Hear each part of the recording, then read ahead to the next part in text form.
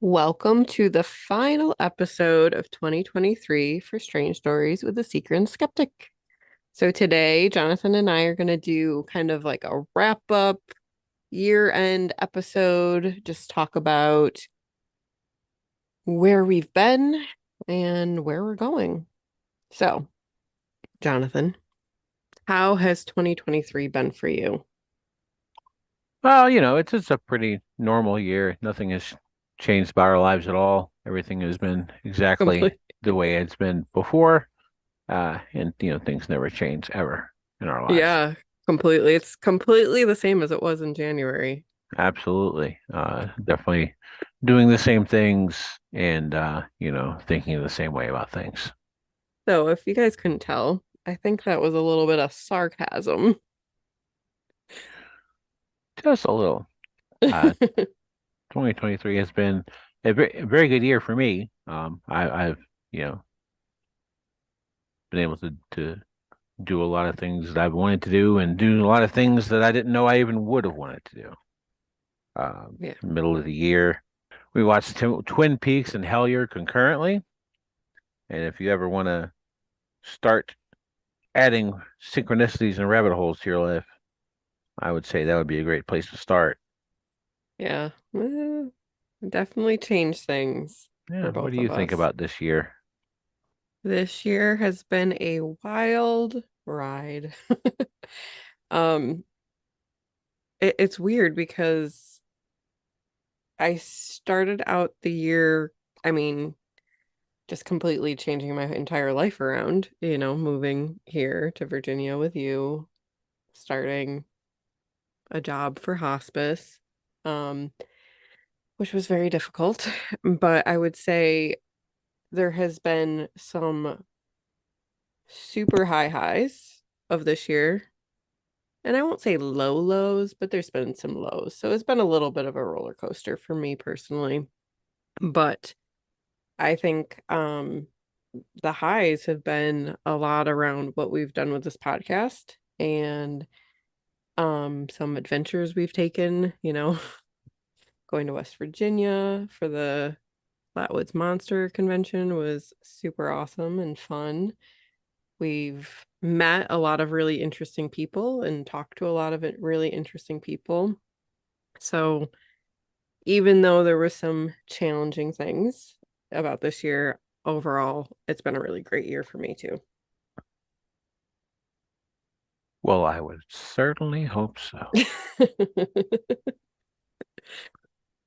Yes, indeed. It's been a good year. And, I'm just really excited about what we've done with the podcast. And, I know we've had a really good problem, which some of you might not know this, but we have episodes all the way through March already recorded.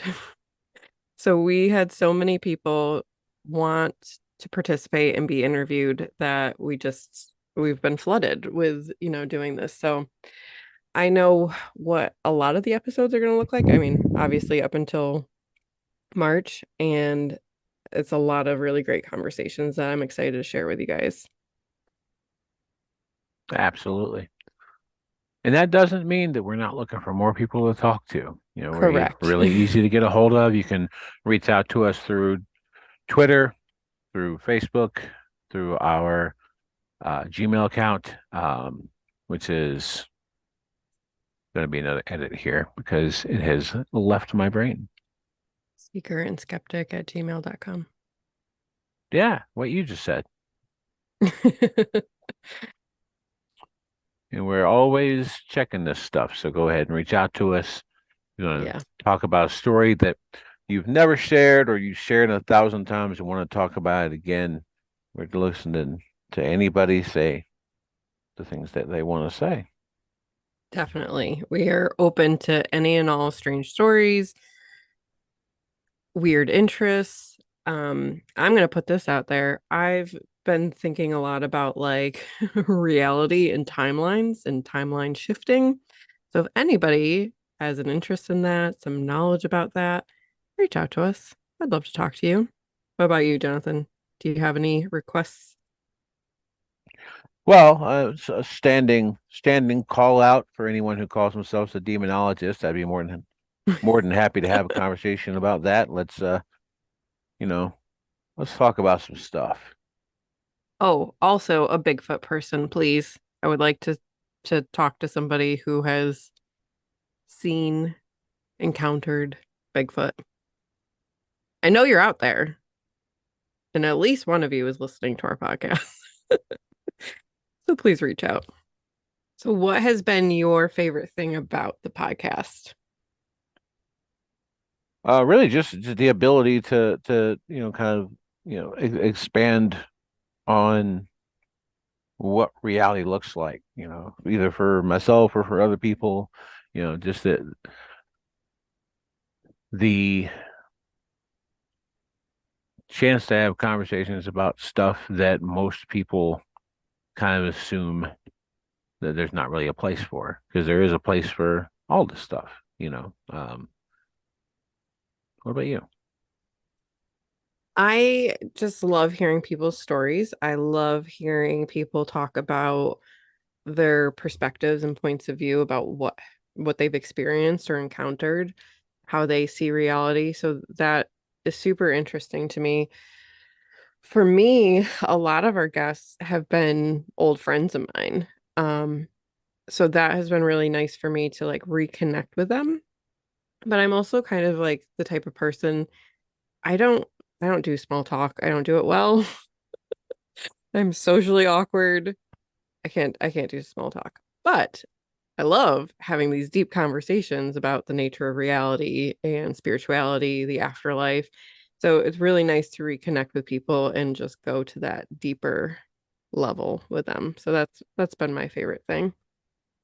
Awesome. Yeah, that's actually something that's true of both of us. Neither one of us really knows how to talk about the weather.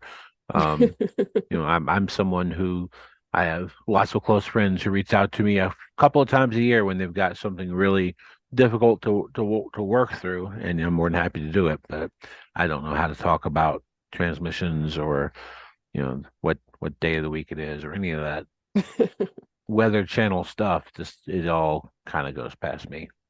Yeah. Works really well for long form podcasting though. It sure does.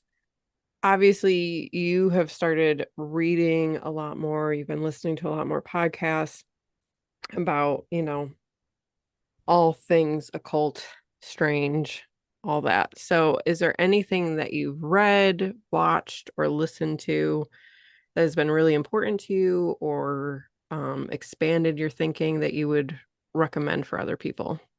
Yeah, absolutely. So yeah, I've always been a big reader. I usually average between 50 and 60 books a year. I got to 71 this year, and after the experience in June of Hellier and Twin Peaks, I actually haven't read the only fiction I've consumed since then. There are two fiction books that are related to Twin Peaks that I went through very, very quickly after Twin Peaks. And if you are even a casual Twin Peaks fan, I suggest. Yeah. So those Twin Peaks books are called Twin Peaks: The Final Dossier and The Secret History of Twin Peaks. And between those, you get a lot of that background flushed out that you don't actually get from any of the actual seasons of the show. So it fills in a bunch of blanks that you're left with. So that would be actually the last of the fiction that I've read for the entirety of 2023. So the other 40 books for the rest have been speculative nonfiction is what I like to call this kind of stuff. And in no particular order, the ones I would recommend the most would be Robert Anton Wilson's Prometheus Rising, which is a book about how about programming your brain, about how our brains are basically computers and they're programmed a certain way from a very young age, and there are things you can do to rewire that a little bit, and they're not all based on psychedelics, which is a plus for a lot of people. Um, I would say The Cryptoterrestrials by Mac Tonnies, which is a short one. It took me a couple of hours really to get through, even though I marked it up a lot with highlighter and notes and such.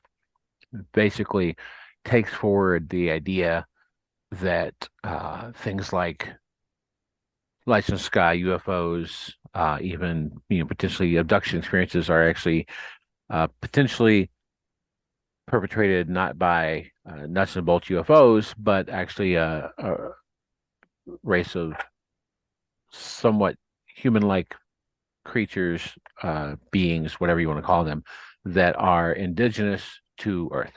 So they have, much smaller, footprint on the planet and have very much a vested interest in keeping us unaware of their existence due to the necessity of survival. Super interesting thought process. Mac Tony's was a super, super smart guy. And there's not enough of his stuff out there. Mirazman by Mark Pilkington. There's also a documentary by the same name. The documentary basically is a primer for the book. Talks about how in the 80s, parts of the United States government basically perpetrated UFO hoaxes to keep people away from actual secret military installations and experiments that were super top classified, and how they worked that. Um, Strong recommend. It's very, very well researched, very interesting. Documentary is a little visually rough, but also very, very well done in its own way. And Yeah, then, hmm? I'm gonna interrupt you for a second. Yeah.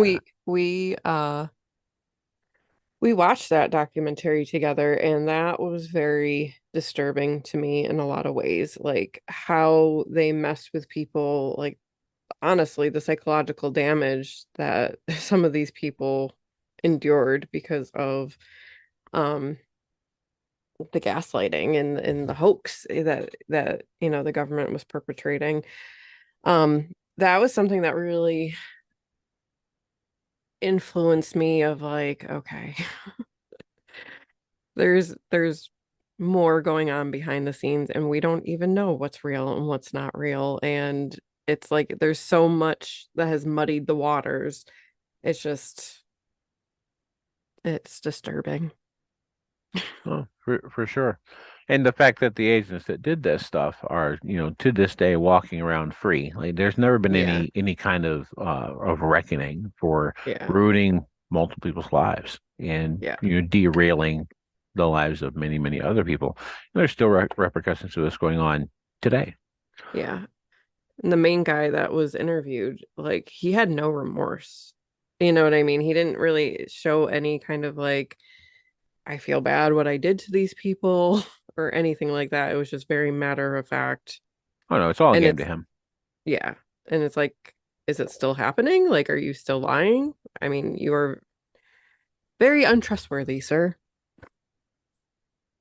So, anyways, continue with your recommendations. I just wanted to throw that in there that that was a disturbing documentary to me. Oh, for sure. And one more. I mean, I could go on for an hour about books, but one more that is really, really top of my list is Complete Secret Cipher of the UFOnauts by Alan Greenfield. It is a mixture of who's who of the past of ufology, and critique of how we all look at these types of things, and also does have cryptographic information in it. It explains the cipher that was found in one of Crowley's works. And without giving away too much information, you can go on your own set of rabbit holes and synchronicities just by reading that book and just following where it takes you. And I have done zero reading on this topic. I read fiction. I do read like personal development books. And a lot of this year has been focused on me working on my own books, which is not something we've even talked about on the podcast. I think we should. I think we, I think it's time. But yes, I published my first book this year, which is a book, a very seekery book, I would say. It is a personal development book called A Line in Bloom, and it is how I do emotional and spiritual healing work with myself and with the clients that I work with. So it's a lot about digging into yourself, connecting with your different parts of self, your shadow parts, understanding their story and being able to, through energy work and intention, help them release burdens and then align with the energy that you want to cultivate in your life. Um, so it's very exciting. My first book out. I've wanted to write books and publish books for a very long time, probably most of my life. And this year, finally did it. If you are a seeker, check it out. And coming soon, fiction. And coming soon, there will be a fiction series. And that is very much how do I this is why I don't talk about my books because it's really hard to describe them. But um it is the first book in a trilogy, and it is YA with lots of themes about ghosts and magic and mysterious little towns and long lost families. So there's a lot of things going on. There's some mystery, there's a little romance, there's a lot of things going on. I think it's fun. You might think it's fun as well. And when that book comes out, it's called Maiden's Light. When that book comes out, I will I will talk about it a little bit more. But so that's Good. kind of like where my focus has been. I mean, obviously, a lot of my focus has been on the podcast, interviewing people, connecting with people. But Jonathan has really kind of deep dived into the research element, the connecting with people in the Twitter sphere that I don't know anything about. Listening to a lot of other podcasts. So yeah, what would be some of the podcasts that you would recommend for people who maybe are interested in this stuff or like our content? Oh, well, anybody who watches Hellier is probably going to become aware on their own of Pennyroyal. That was the first like podcast of this, in this world that I went into, and through Pennyroyal, which is high recommend. It's a very interesting series about high strangers in Kentucky. Um,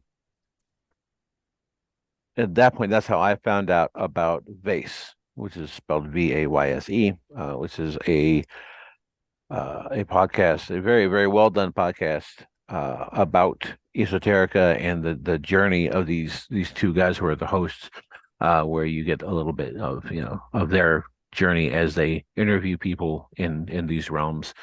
That's been a really big help for me. I'm actually part of their Discord, which you can get through their Ko-fi, and it's been very helpful to help me, you know, navigate some of these interesting waters, and super strong recommend there. There's a podcast called Conspiranormal. It's been around for a really long time. That has a lot of excellent guests, a lot of people who've written books, a lot of people who have had a lot of experiences. If you want to like basically kind of a shotgun blast of strange culture, is going to be Conspiranormal. It's a different thing every time he does an episode. He does episodes a lot. There's a lot of content there. Um, Where Did the Road Go with Soraya Askath? So one of my favorites for sure. I've been going through his back catalog.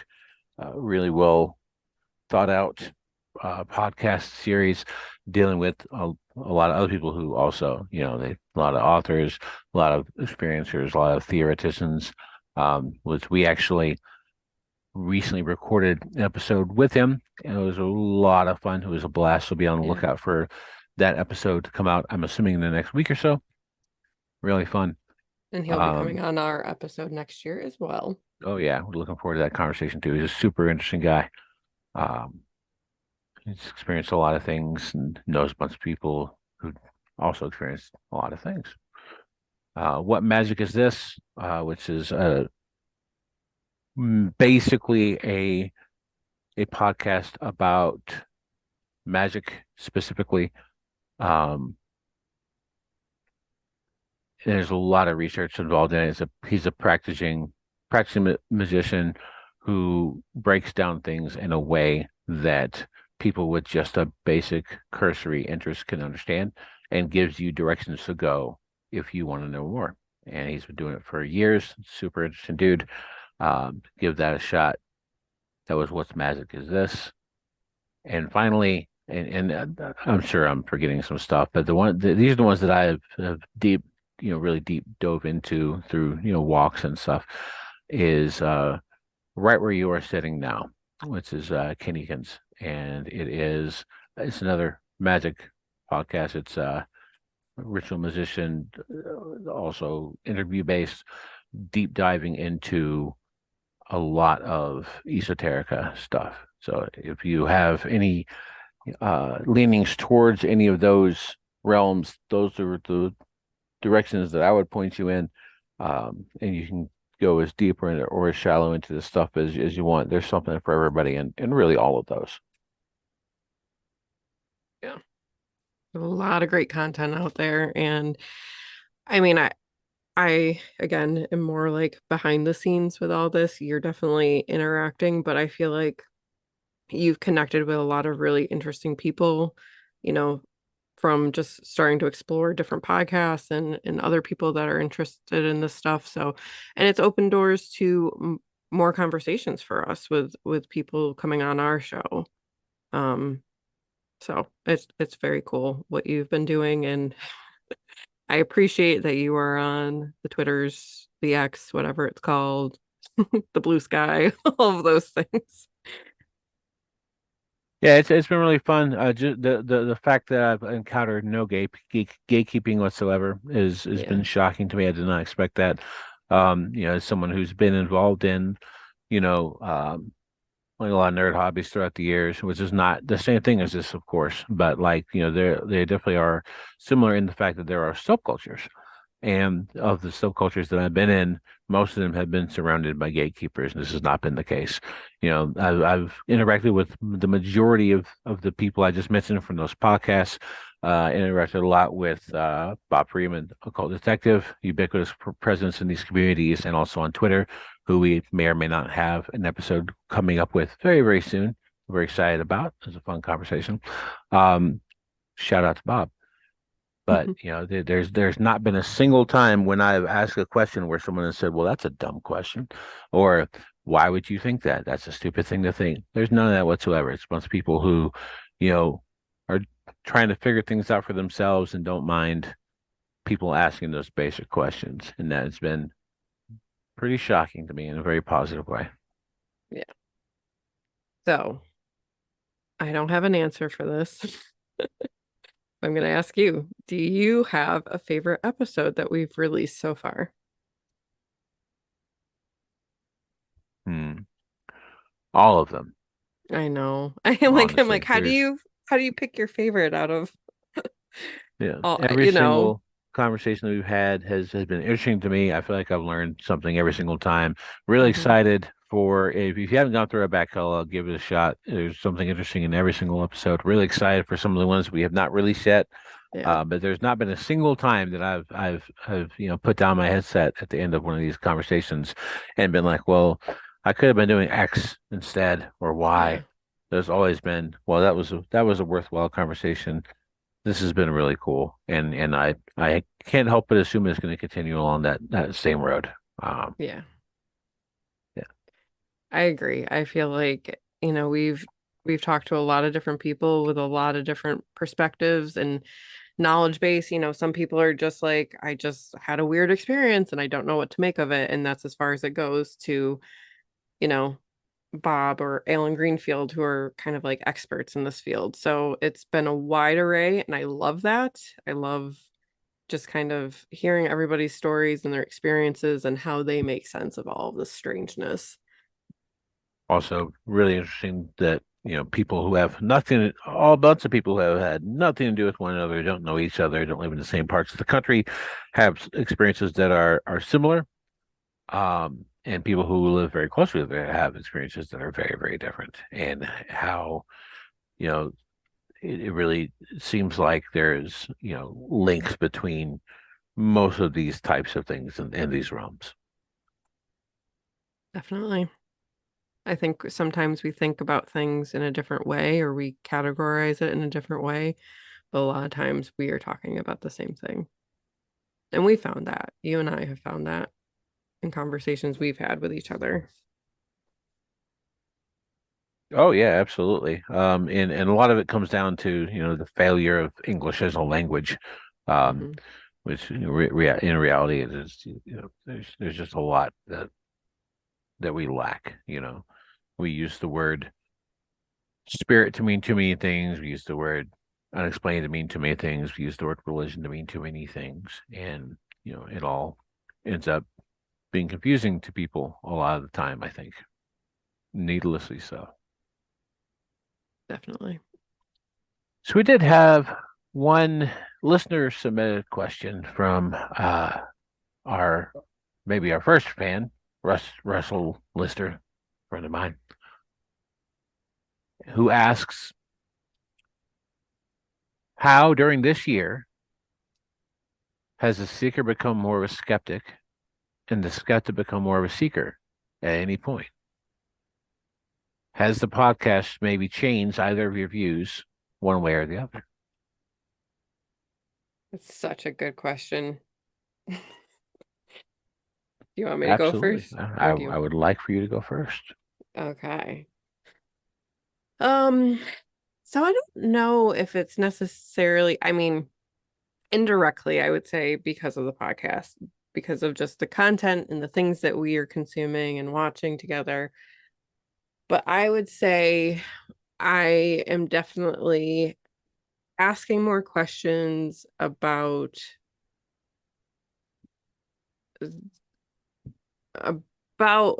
things that maybe I had beliefs I had held on to before. And Mirage Man, like we were talking about a little while ago, that is one of those things where I'm like, oh man, like what is even real? So that's one of the things that's made me ask a lot more questions. But we have recently been watching a lot of cult documentaries, and a lot of them, what has been very upsetting, disturbing, and I wrote a blog post about this, to me, is that a lot of these cults start with the foundation of things that I hold to be true spiritually. So like the mother god thing. A lot of the things that she was talking about love and light and all of those things, it's like I can get behind those beliefs, right? And then Twin Flames universe, similar thing. Like even some of the practices that they would do with people, like the mirror technique, is literally what I talk about in my book to in a different way, but like it's a very similar technique. It's working with your shadow parts. So, not that they made me completely question my beliefs, but it made me thinking about the dangers of not questioning beliefs, right? So, like if you're in a cult, you are probably not thinking for yourself. You're probably not, you are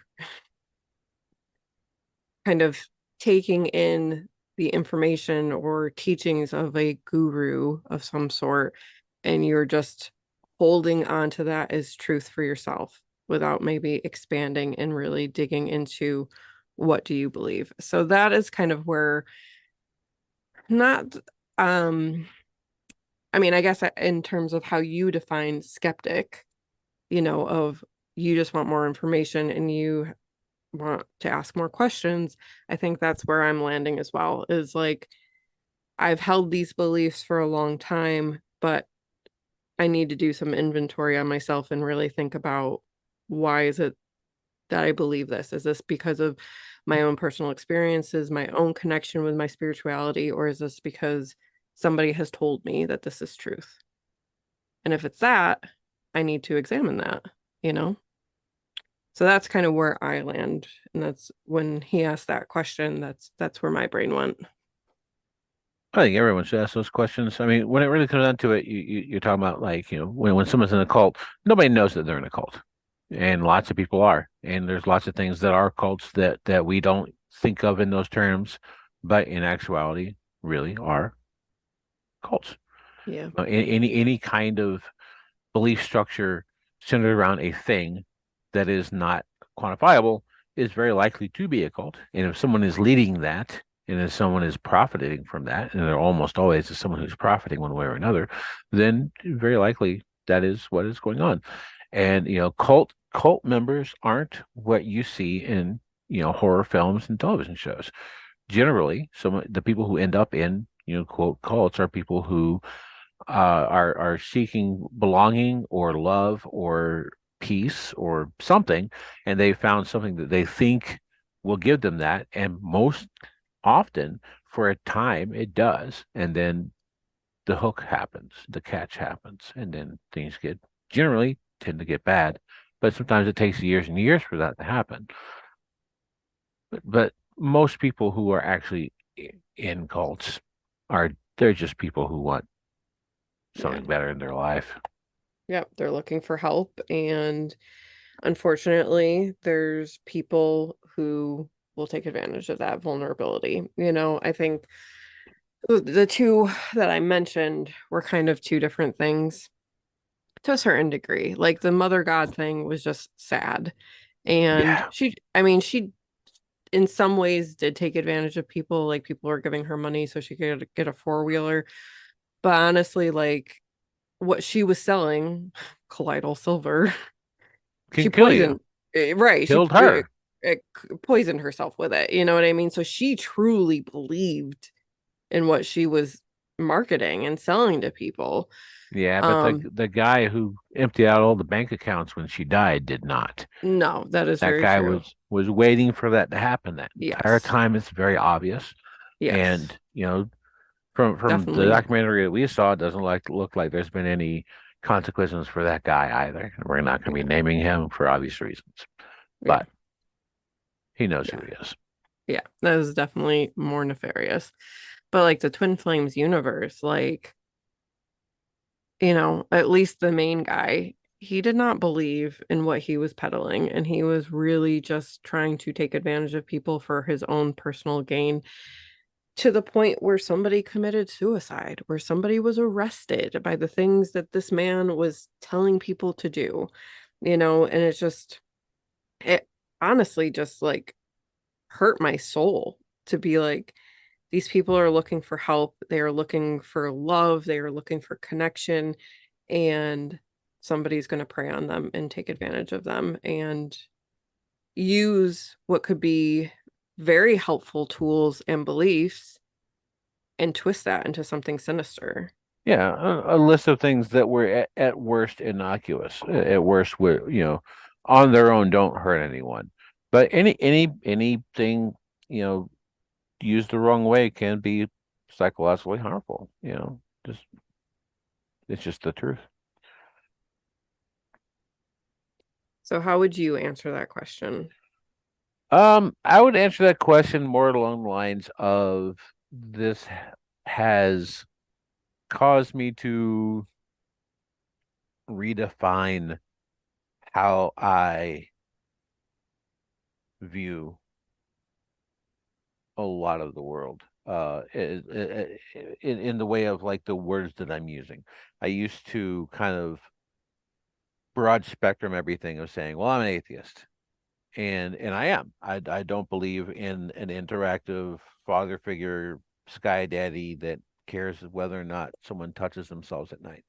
I don't believe in that at all. Um, do I think that there are things out there that science doesn't have the tools to measure? Yes, yet, absolutely. Of course I do. Have I experienced weird things in my life that I can't measure by those means? Yeah, I've talked about some of them. I'm going to talk about more of them. Some of them I may never talk about. There's a lot there. And some of that is, growing up in the top part of the deep South that had some different traditions and different, things happen than what you see in, quote, supposed modern technological America, as we kind of, sweep things like this under the rug. And I spent a lot of years doing that in my own life under the the phrase of hey, well, I'm a capital A atheist. I don't believe in God. And a lot of times it's easier to use those words than it is to really talk about things that happen to you, and things you've seen and things that other people have seen. So, the being confronted with this stuff has kind of forced me to change how I talk about this stuff. And I say force, but it's in a good way. It's a positive thing. I still don't have a real good label for what I am, but I don't think I necessarily need one. I don't need a label to feel like I'm okay and sane and totally fine. That's something for other people, and I don't feel a particular need for that to exist for me. Yeah. And I know we've talked about before, like just the word God people get tripped up on, just because of associations with religion and, religion trauma and stuff like that. So it's like, I don't know, correct me if I'm wrong, but you're expanding your paradigm of the world. And just because God isn't it doesn't mean that there isn't something else that hasn't yet been explained. Does that make sense? I think it's probably lots of things. I think they just happen to be loosely connected to one another. You know, Yeah. I mean, in terms of what I observe of you, I think you're just more open to things than you were when we first met and started talking. I mean, you own how many tarot decks now? three. Three. You sure do. You're doing a lot of tarot readings, which is pretty cool. On the winter solstice, we did a a mini ritual, I would say, where we created manifestation jars and just put our intentions into those jars. Which I thought was a lot of fun to do that with you. And every night we're lighting our money candle, gonna bring in that dough. Yeah, it's been very very interesting, very enjoyable. I've read some stuff about dreams, read some stuff about sigils, and been looking into stuff like that as well. Um, for lots of reasons. Yeah, so I think we're both still seeker, still skeptic, but we have both expanded our points of views, the ways we're looking at things, the questions we're asking. I think that has been definitely a positive for me, and hopefully that's been a positive for you too. For sure. It's all been positive. Anything that lets you be more of who you are is a positive thing. Unless you're an asshole. In that case, you should get therapy. And not with me. No assholes, please. So, Jonathan, what would you say is coming up next year for you? Well, we're looking at going to Indiana for a few days once the cold months are gone to meet up with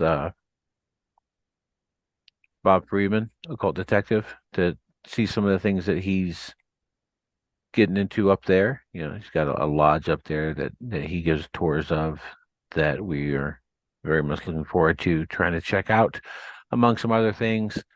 Looking forward to connecting with more people in this community to see more things about what people have experienced, talk to more people. Um, for the holidays, I received some pretty awesome new books to dive into. The Magical Revival by Kenneth Grant is one of those. Very much looking forward to that. Jung's Red Book, which was not published until decades after he died, because it deals with channel experiences that he had that his uh, executors were afraid would make people think weird things about it. They finally released it in, I think, 2007, and a book called, and I actually have already started, Lon Milo Duquette's Enochian Vision Magic, um, which is really an interesting deep dive into the how and what of Enochi and magic, which not saying that I'm ever going to be a practitioner of any of these things, but it's super interesting things to think about, to read about, to know about, and maybe some of it will creep into some of the fiction that I've been writing. What about you? Yes. Uh, Sorry, I get excited when Jonathan talks about writing. I've just, I believe in him and I know that he can create amazing things. And also, if you guys do not know this, he does editing. He edited my book, okay, rewind. He edited my book, A Line in Bloom, and did a fantastic job. But anyways, I digress. Um, Next year, what I'm looking forward to is obviously continuing with the podcast, more interesting conversations, releasing the ones we've already had that have been amazing. I'm really hoping that we can find some conventions to go to because, like I said, even though I came home from the Flatwoods Monster Convention, the sickest I have ever been in my entire life, She got the con crud. I got the con credit and I was sick for a month and it was awful. But regardless of that, I want to go to more because it was really fun and just like super interesting people and talks and fun energy. So I'm definitely want to spend some time kind of like planning out where we're gonna go for trips and conventions. And then yeah, working on my books. I'm hoping to at least publish 2 books next year, possibly 3. We will see how it goes. Um, but yeah, those are the things that I'm kind of most looking forward to in 2024. Awesome. Yeah, folks, reach out to us. We are always looking to have interesting conversations. If you think no one will believe you, we'll at least listen. Can't promise we're not going to question some stuff as far as conclusions goes, but that's just kind of how my brain works. Brittany's gonna But believe you. that's probably true as well. Not that I won't believe you. I just, Yeah, I just feel like we need to ask those questions. that's true. All right, guys, thank you so much for being with us this year, going on this journey. It has been so much fun. I do want to say to anybody who has been a guest and has recorded an episode, we have not forgotten you. As I said, we are like 3 months in advance with episodes, which is awesome. But I know it just takes a little bit of time for all the episodes to come out. So we have not forgotten you. They will be coming out in 2024. And again, we are looking forward to doing more interviews. So reach out to us. We would love to have you on the show. Thanks, everybody. Bye. Thank you so much for being here. If you have a strange story you want to share with us, email us at seekerandskeptic@gmail.com. We look forward to talking to you soon.